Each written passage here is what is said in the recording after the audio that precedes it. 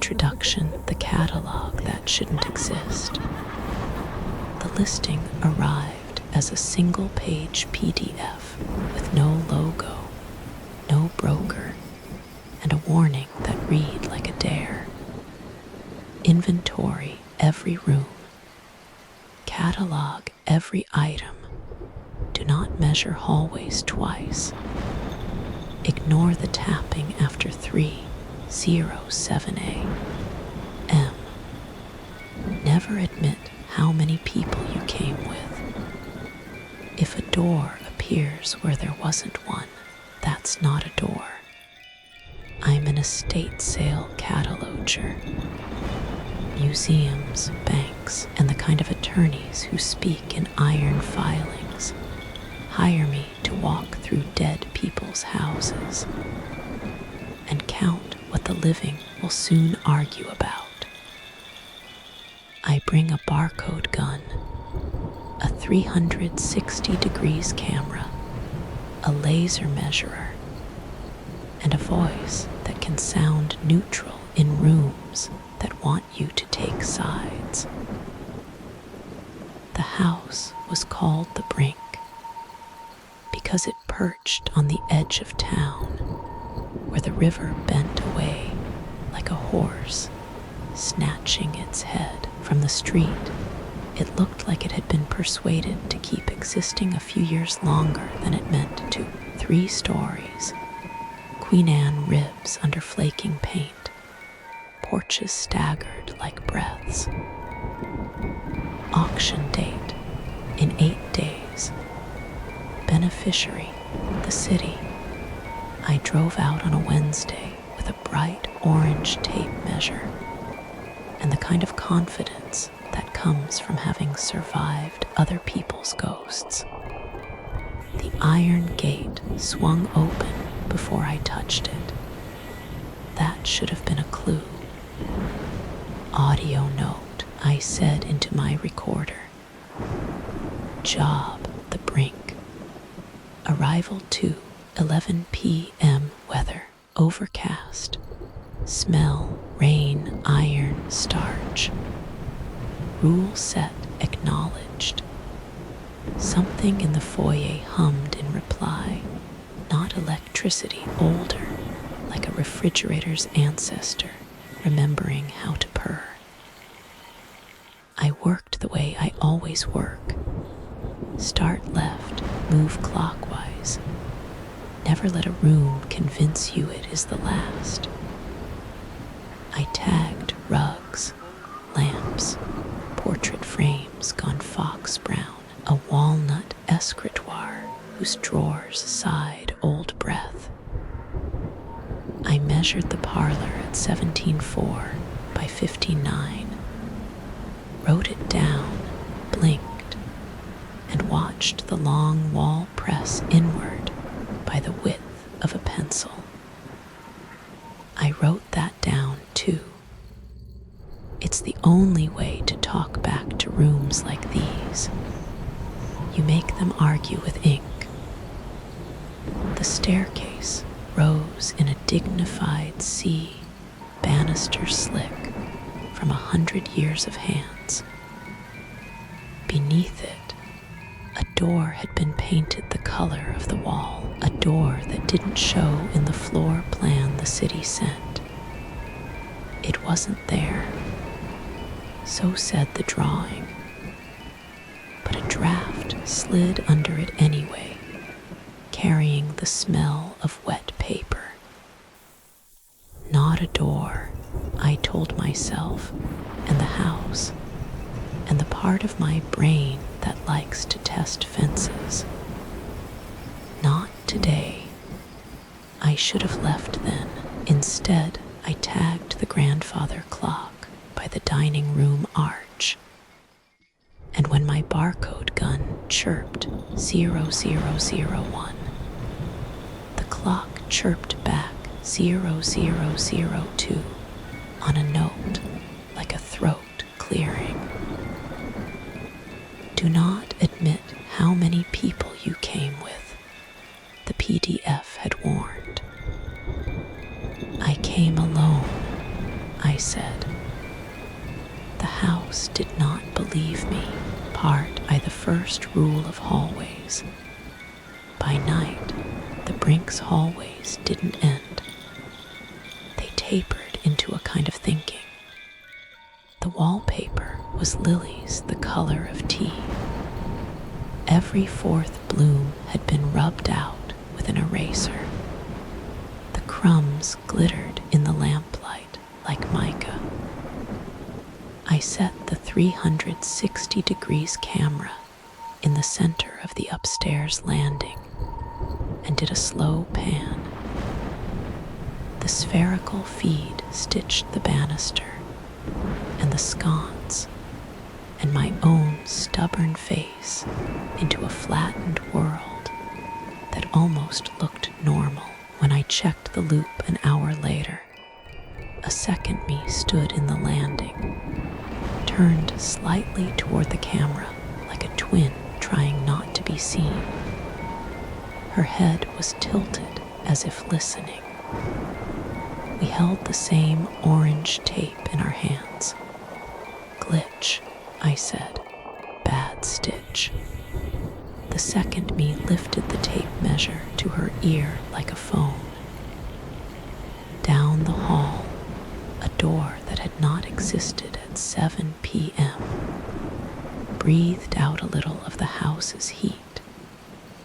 It was waist high, fitted for a child with a brass keyhole instead of a knob. My spine performed the universal mammal pause. If a door appears where there wasn't one, that's not a door. I did not open it because I have read stories and written inventories, and I like the way my name fits in my mouth. I knelt. I put my ear to the grain. 3 knocks. A pause. 2. A pause. 1. A rhythm from anyone's childhood. I tapped back with my knuckle. 1. Pause. 2. Pause. 3. The wood warmed under my cheek. Something behind it inhaled, not air, but the idea of it. I stood up too fast, and the hall leaned with me, like a boat humoring a drunk. My laser measurer returned a string of digits I would swear were heart rate, then corrected itself, prim and property-minded, to 16 feet, 2 inches. At 3:07 a.m., every upstairs door opened in the same polite way guests rise from a table. A breeze moved through the corridor, not cold, just opinionated from the third room on the right. A piano began to walk its scales, determined never to come home to the first note. In the second room, a closet full of shoes sat heel to toe, except for 2 empty ovals of dust waiting for the pair that had left. I set my recorder on the runner. Audio note, hallway ambient. The house gave me silence so clean it had obviously been designed.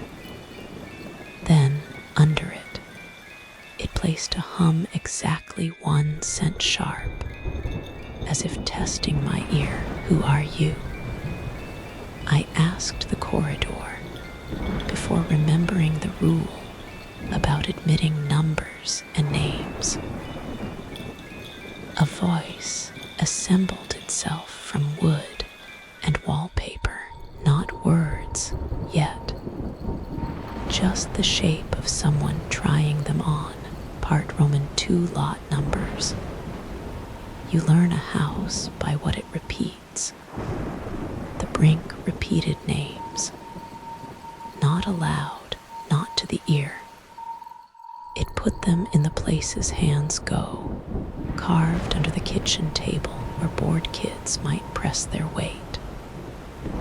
Adele, Lucia, John, Tamsin cut deeper than the others.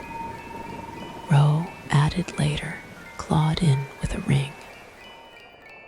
I catalogued chairs and camp trunks and a suitcase still bearing a paper tag that said Baton Rouge in a shy hand. I catalogued a cupboard of letters addressed to the house. The envelopes were sealed but not licked, as if the writers thought glue might bite. I slit one and slid out a drawing, a rectangle with a smaller rectangle inside, and at the center, a circle. The circle had teeth. On the back, in pencil, someone had drawn a handle. In the pantry, a tune without a key kept trying to become a song. It was the kind of singing that happens when someone is extremely busy doing something you can't see. I wrote Adele on a slip of paper and pushed it under the door. The song paused. The paper came back a ring of damp pulp, as if a small, patient mouth had chewed until the name was mush and couldn't be used against her anymore. Bring them back, the pantry said, not with voice, but with the shiver of the shelves and the way the light thinned at the edges. Bring who back? Silence, which in this house was never empty, only political. At noon the next day, a city man in a fluorescent vest walked up the path with the grim cheer of someone doing boundary work where the ground refuses to agree. He introduced himself and raised a clipboard in greeting. Just need to mark the perimeter. We've had complaints about encroachment. The word sounded like it wanted to be sharper than it was. He paced the back fence, counting steps. As he reached the final post, the meadow beyond the trees brightened as if someone had wiped it with a sleeve. A pale path lay down like a ribbon unrolling. At the end of it, where there hadn't been anything a heartbeat ago, stood a second house. A pale sketch of the Brink done by someone who confused shadow with detail. Tall, narrow windows.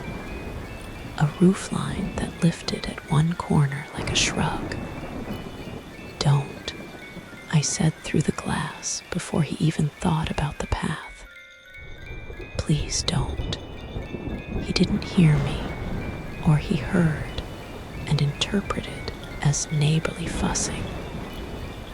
He lifted the clipboard, soldiered onto the path, reached the pale house's porch, and the porch accepted him the way a deck accepts a card. He was gone. In the place where he'd been, the hum found a new note and tuned to it with satisfaction. I learned the basement then, because grief always teaches you where down is. Part Roman 3, the mouths in the walls. The door to the basement wasn't where an architect would put it. It was where a house would, in a place your body isn't ready to see one. The knob turned like a wrist flexing. Steps unrolled the way a tape measure exhale on spools. Every fifth stair popped, as if signing a contract. Not a door, I told the PDF in my head, which did not reply, being a PDF. The basement wasn't damp. It smelled like wet paper that had learned manners. The stone walls didn't meet the floor in innocent corners. They met in small, neat mouths, dozens, then hundreds, each set with white teeth. They opened and closed just enough to shape consonants against the hum. In the center sat a well. Not water, not even dark. Attention. That's what it felt like, a hole made of listening. Around the rim, the names from under the kitchen table repeated, some traced over until the letters slurred. Adele, a lot. Lucia, cut with affection. John, once, then gouged away as if someone had changed their mind about what the house was allowed to own. Tamsin cut deep enough for a fingertip to nestle in a groove. Row, newer, careful, as if the hand needed the practice. I made the animal mistake that sends stories down wrong roads. I said my name. The well said it back like a teacher who's pleased to discover you're good at something you didn't know you were practicing. The mouths in the walls tried the vowels, got them wrong, tried again. And then the basement knew how to say me. I climbed out with the particular dignity of a person who is not running, no matter how much running would be reasonable. The stairs counted me kindly, but not affectionately. The house had learned something. So had I. At 3:07 a.m., the doors upstairs opened again. In the first room, peaches sliced so thin on a plate that they browned as I watched. In the second, the piano made it halfway home to the first note and refused to resolve. In the third, the dust ovals waited with patient indignation for shoes that would never come back. I set the recorder on the runner and whispered names, because prayer and story and inventory overlap more than people think. We keep them from spilling, the hallway said, with 100 small, polite mouths. Do they want to spill? Nothing answered. The house lengthened the hall by half a step.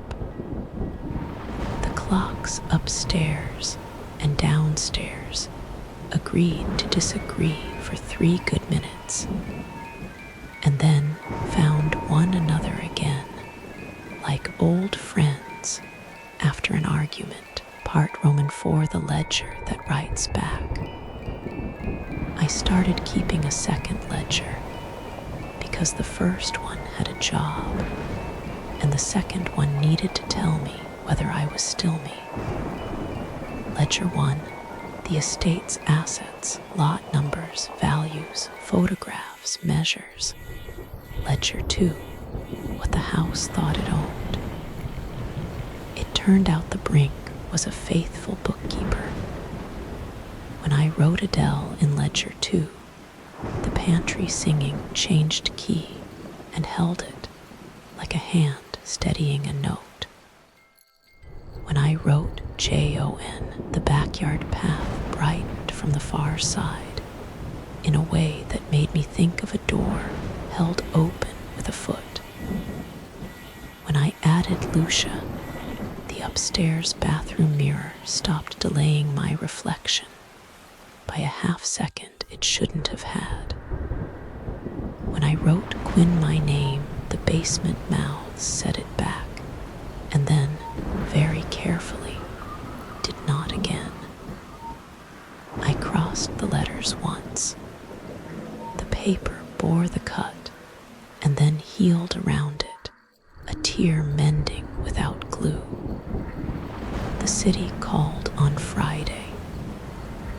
"How's our timeline?" a woman asked, bright, razor happy. "Your house doesn't have rooms," I said. "It has rehearsals." "Excuse me, rooms practice being rooms. They're not always on the schedule. The piano is a liar. Your perimeter keeps moving. Please do not send anyone else with a clipboard." A pause that suggested the air on her side had thinned. "We need an inventory." "You'll get a catalog," I said, because I am a professional whose first loyalty is to what is true in the tools. That night, the 360 degrees camera caught me again on the landing. Me, not me, head tilted, tape measure to ear, as if listening to something small on the other end. The second me set the orange tape down and wrote a list on the wall with a finger that left chalk where it touched. Words the house likes: lintel, sill, banister, newel, quine, ledger. She added a name and underlined it, not mine. Row.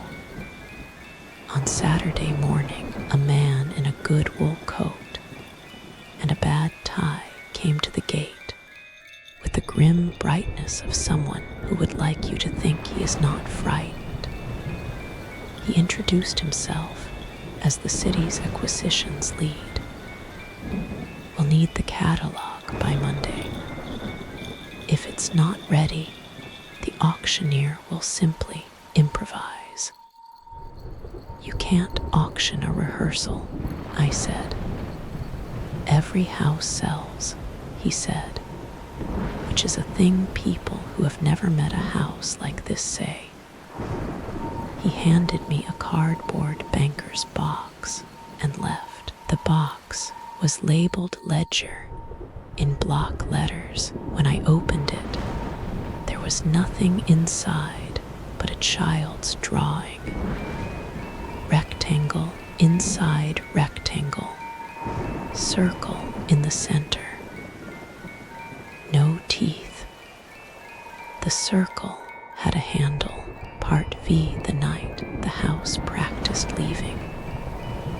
It rained in a way that made the gutters talk to themselves. The Brink exhaled a smell like paper that remembers flood and forgives you anyway. I found the small, waist-high knot door at the end of the upstairs hall and put my palm flat on it.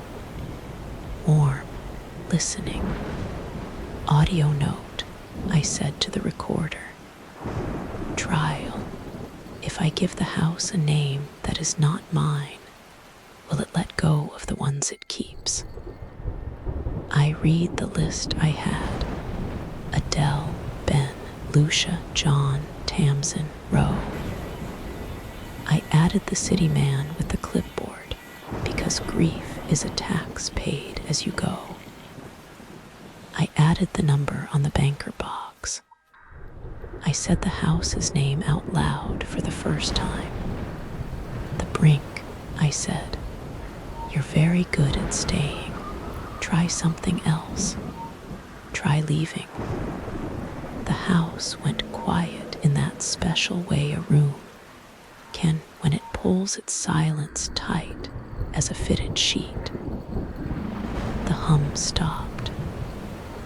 For a second, the Brink was only wood and plaster and rust, a collection of nouns without verbs. Then the back windows filled with meadow where there had been neighbors. A second house lifted its head in the pale grass. A third house waited behind it, a suggestion more than a structure. The path unspooled. The knot door at the end of the hall unbreathed. The handle that wasn't there was suddenly there. didn't take it. The 3:07 a.m. wind reached the landing at 1:11, impatient for its cue. Somewhere below, the grandfather clock chimed a wrong hour, and then, chastened, kept its mouth shut. The Brink was practicing, not keeping, letting go. I went downstairs and drew a chalk circle on the dining room floor. Inside it, I wrote the names I knew. Then around the rim, I wrote the words the house liked in a careful loop like a seal. I set the banker's box at the circle's edge and wrote ledger inside the loop too. You want to catalog, I told the empty air, the kind that listens. You want a way to hold without owning. You want to be a library, not a well.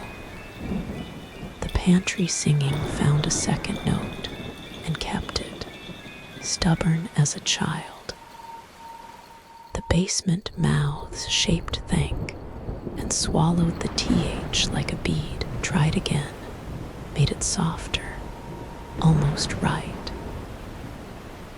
I slept for 2 hours in a chair I had not catalogued yet, because to catalog, it would be to admit why it was there, and I was not ready to be that honest. When I woke, my cheek bore a grid from the caning that took a while to fade, part VI auction day -3.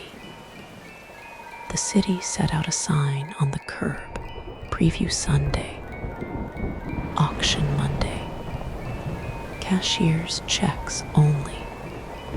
A neighbor came to the fence and told me a story about a girl named Eliza who had gone into a cellar 80 years back and come up with a kind of listening that meant she never attended to what people said to her again. He pointed to the house with the long sadness of those who have outlived their most interesting story and resented it. I did not tell him about the mouths. I did not tell him the pantry sang in keys that didn't fit our scale. I did not tell him that on the 360 degrees camera, 2 of me were now making lists. One leaned into the wall, one watched the stairs. Estate sale, he asked. Catalog, I said. You can't own rehearsal. He laughed because he thought I was being a poet on purpose. That night, someone knocked on the back door. 3 raps, pause, 2, pause. 1, I didn't open it. I pressed my palm to the wood and said, tell me your name. A breath wrote Annie on the glass in fog, and then wiped it away as if embarrassed. Annie, you can go, I said. The house tried to keep me from making promises. The hum lowered like a hand on my shoulder. The pantry shifted to a third note and held it until the window panes buzzed like tuning forks. The knot door at the end of the hall exhaled like a sleeping thing. I went to the basement and put my finger in the groove of Tamsin and said, you can go. And did the same for Lucia and Adele, and Jon and Ben and Roe. The well in the middle did not answer. The mouths made a shape with their teeth that looked like a word I did not know yet, and therefore could not accidentally agree to. On the landing, the second me wrote a final word on the wall in chalk. Ledger, she underlined it twice and said, set the tape measure down at her feet like a leash. No longer needed. Part Romans 7, Preview Sunday. People came with measuring tapes and tape on their fingers, and the expression of hunters trying to look like nice neighbors. The Brink made itself charming. High ceilings, good light, a smell like history, not like rot. When they stepped through the foyer, the rooms behaved. The walls held still. The stair risers kept their count. The piano did not steal the tonic. Will the mirrors convey? A woman asked me, gently predatory. Everything in the catalog conveys, I said. What about the floor plan?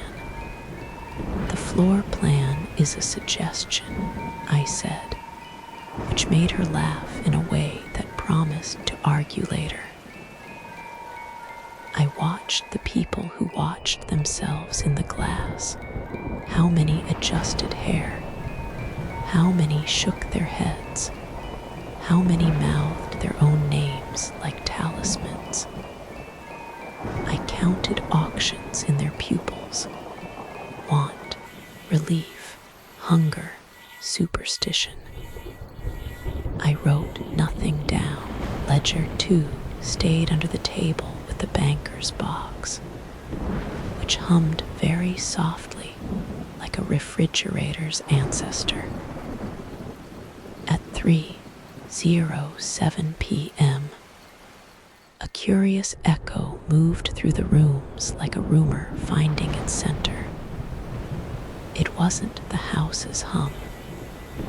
It was 20 people's names tossed into the air at once in the soft voice in which we speak to our own pockets. Oh, I said out loud, unprofessionally. What? Asked the woman who wanted the mirrors. This house learns. What does it learn? Whatever you tell it. She smiled politely and selected a numbered tag for the pier glass frame. That night, the second me on the 360 degrees camera lifted her hands like a conductor. The house breathed in. The basement mouths shaped pleas without swallowing any letters. The pantry found a fourth note and made a little stubborn chord. The well in the center opened its attention wider, and then, very carefully, did not pull. The Brink was an animal being trained to let go. Part Roman 8, Auction Monday. The auctioneer set up under a rented canopy with the decency of people who don't want to do their work in the rain. The crowd wore weathered optimism. The city man in the bad tie stood with his hands in his pockets, like that might keep the house from seeing them shake. Lot 1, the auctioneer called, and a runner carried out the grandfather clock. It chimed once, correctly, as if to get something right while it still could. Lot 2, a walnut escritoire. Lot 3, the camp trunk with the Baton Rouge tag. Lot 4, I read on my sheet, mirror, pier glass. We'll need to sell the rooms too, the acquisitions man said at my elbow. Square foot by square foot if we have to. We have obligations. You can't own a rehearsal, I said again. But my voice had very little place to sit. Inside, the Brink was steady. The pantry sang scales like homework. The knot door at the end of the hall did not breathe, as if asleep and not dreaming. basement, mouths whispered names without keeping them. The well held its attention like a bowl holds light. Lot 20, the auctioneer called, ledger banker's box. No, I said too loud. Half the crowd turned, scenting a different kind of blood. It's just a box, the city man soothed, soothing also himself. It's the library card, I said, which was a ridiculous way to try to explain it, but also the only way. The bidding started low and climbed in careful steps. A woman in a yellow raincoat, the mirror collector, lifted her paddle. The acquisitions man lifted his. They traded numbers, reasonable, ordinary. The house held its breath. Going once, the auctioneer called. Stop, said the second me from the landing. From the 360 degrees camera, feed open on my phone. She wasn't writing now. She had turned her ear to the tape measure again, like a cup to a wall. Going twice. From the pantry, from the basement, from the well with its hole made of listening, a voice found a shape. It was not the house's voice. It was every name the house had practiced saying and learned not to keep, braided into something that knew how to make a request without binding. Let the ledger stay. The raincoat woman lowered her paddle involuntarily, like a person who's been apologized to in exactly the right way.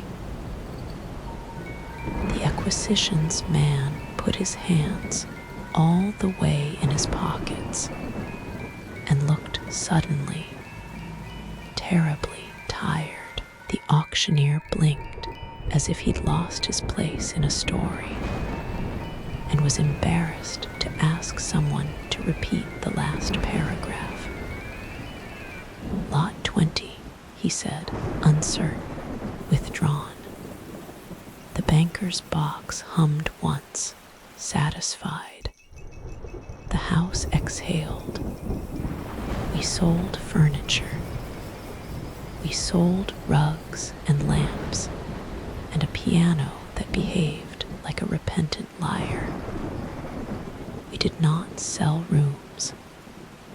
The city signed papers that allowed it to feel like it had won something. The people left with their chairs and their mirrors and their confidence that objects continue to be themselves once removed from the sentences they have been sitting in.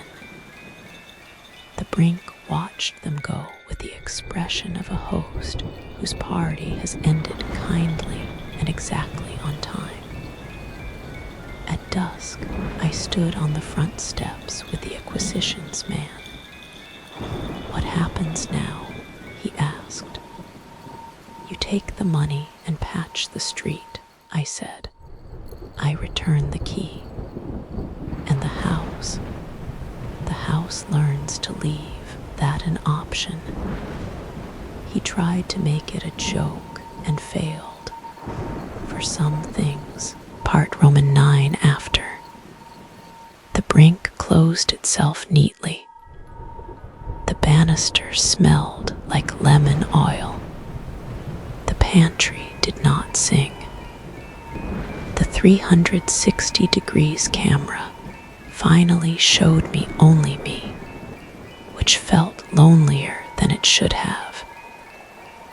In the basement, the mouths were mouths again, only in the way that corners of stone meet other stones.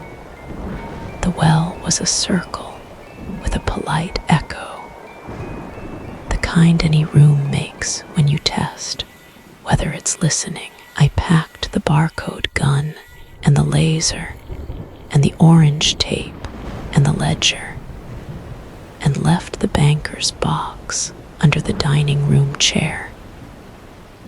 There are things you cannot take from a place without turning that place back into its worst self. At the gate, I turned because I am not an idiot, but I am sentimental. The house looked like a house. No second house lifted its head in the field.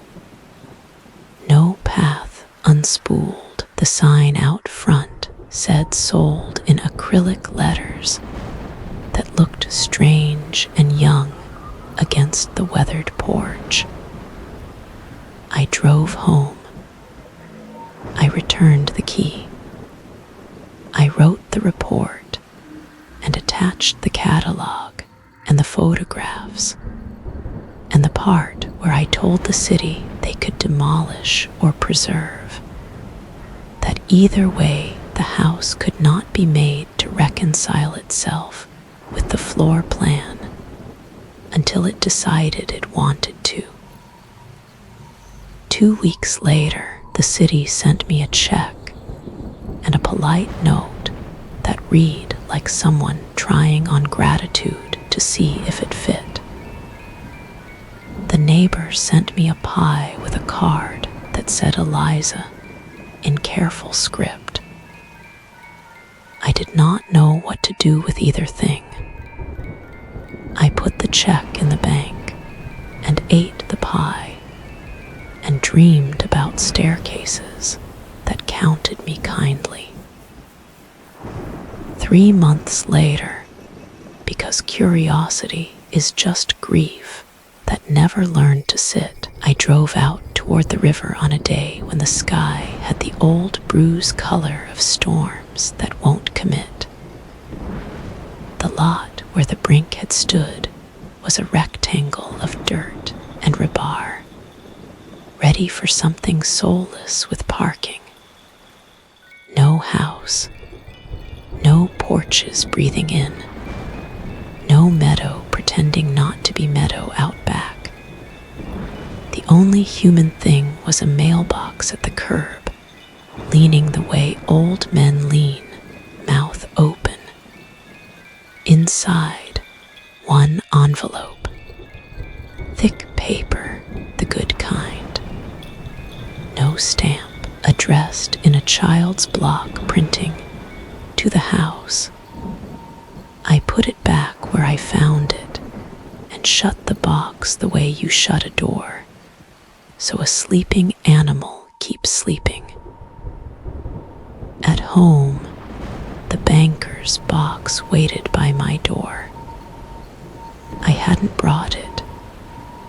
There was a thin disc inside, not vinyl, not any material I recognized, black the way a river is black at night. No label. I set the needle on it because I am still a person even after houses, and people do the worst possible thing the right way all the time. Room tone, not my apartments. The Brink's dining room, dent in the chair where my face had learned cane. Then a breath. Then a woman's voice, the texture of linen. Ledger stays. Another breath. A child, thank you. The TH was correct, light, practiced. Then a sound I know too well to confuse with anything else. A house stepping off its own foundation. Not collapse, departure. The air after it was not empty. It was correct. I put the disc in the banker's box and put the box in a closet behind winter coats and promises. Sometimes I take it out and rest my hand on the lid the way we touch photographs we haven't decided whether to keep in sight. Sometimes I don't want it in the room at all. Sometimes when the radiator negotiates with the night and the building learns how to stop being itself for a while, I hear a distant practicing. Lintel, sill, banister, quine, and names said with respect, and then laid down, not kept. Conclusion, the shock that stays. A month after the lot went flat and the sign came down and the city watered the dirt like that would make mercy grow, a woman knocked on my door at 3:07 a.m. She wore a raincoat the color of someone else's yellow. When I opened the door, she didn't look at me. She looked past me the way a person looks at a hall whose count they already know. "Can I help you?" I asked, which is a foolish question whose only correct answer is always no. She held out a key, old brass, stamped with numbers I recognized, the tags from the auction. On the key's bow, in careful block letters, someone had written, "Ledger." "I don't take returns," I said automatically. "This isn't a return," she said. Her voice carried the texture of linen on a breath I'd heard before. She nodded toward the room behind me the way people nod at churches. "It's a borrowing of what?" "Space," she said.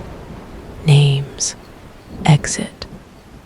Behind her, where my building's stairwell should have stood, the dimness rearranged itself into a porch I knew, and a banister that remembered me, and a hallway that smelled like tea-colored lilies and eraser crumbs. The air tasted like rooms deciding to be rooms again because they wanted to, not because plans said so. "Absolutely not," I said to the part of the night that holds contracts. The woman smiled, not unkind. "Taught it how," she said. "Ledger stays, rooms leave." The shock came late, which is the problem with shocks you earn slowly. Not that the house had learned to let go, that it had learned to pack. Something nudged my ankle. I looked down. An orange tape measure lay coiled at my feet like a tame snake. "Quinn," said the night behind the woman, my name in 100 small, polite mouths, and not one of them keeping it. "We brought your hallway." The key was warm in my hand. The handle that wasn't a handle was suddenly heavy and real. The house, the part of it that was still the Brink, and the part that had learned to be something else, stood very still at my threshold, the way guests do when they've been well brought up and are waiting for you to say "come in" or "don't." "Audio note," I said, because there are habits that hold you together when the cleverness runs out. This is the part where we find out whether names spill. The woman tilted her head toward my living room. "Or the part where you admit how many people you came with," she said gently. "And we don't keep any of them." I stepped back because I am sentimental, and because there are very few things you can do right in this life, and most of them involve letting something enter without owning it. The porch, my hallway crossed the threshold. The banister put its weight down with the careful joy of someone allowed to sit. The pantry, wherever it was now, sang a note that fit the radiator. The basement remembered how to be a corner, the well in the middle of the house. Wherever the middle now was held its attention like a promise you mean to keep, and then, very carefully, let it go. At 3:07 a.m., every door in my apartment opened at once, politely. Beyond the bedroom, beyond the hall closet, beyond the old mirror I never sold, there were rooms that were not rooms yesterday. They breathed once and then behaved. "Ledger stays," said the woman, and set the banker's box on my table. "Ledger stays," I agreed. We stood in the clean silence that follows when a note resolves where it should. Outside, the city did the things cities do when nobody is watching. It practiced being forgiven for what it builds. Inside, the house did the thing houses should have been taught a century ago. It practiced leaving people be. I pressed REC because I am me. Room tone, take one. From the corner where my new old banister met my new old lintel, a voice that hadn't borrowed mine in a while said, almost shy, "We remember. Go." The shocking part wasn't the voice. It was that the door I'd been calling my front door for 5 years didn't lead to the hallway anymore. It led to a porch in a town where the river bent away like a horse, snatching its head. Morning had its hand on the handle. The house, my house now, our house, the leaving one had already packed.